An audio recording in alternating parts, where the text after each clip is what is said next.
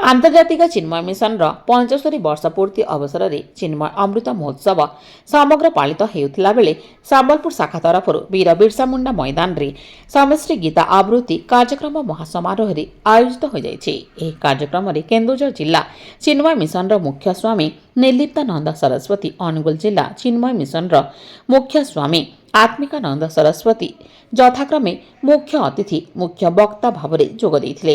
मुख्य वक्ता भावे स्वामी आत्मिकानंद, मुख्य अतिथि निर्लिप्तानंद जोग देइथिबा बेले देवगढ़ चिन्मय मिशन मुख्य तनिष्ठा नंद सरस्वती मध्य अतिथि भावरे उद्बोधन देइथिले। संबलपुर चिन्मय मिशन तरफरु एहार मुख्य विष्णुप्रियानंद सरस्वती प्रारंभिक सूचना देइथिला बेले कार्तिक प्रसाद बहिदार अतिथि परिचय प्रदान करथिले। सहरर विभिन्न शिक्षानुष्ठान प्राय 5000 शिक्षार्थी, विभिन्न अनुष्ठान सदस्य, शिक्षक शिक्षयित्री, मिशन सदस्य माने मिलित होई गीतार 15 अध्याय पुरुषोत्तम जोग आवृत्ति करथिले।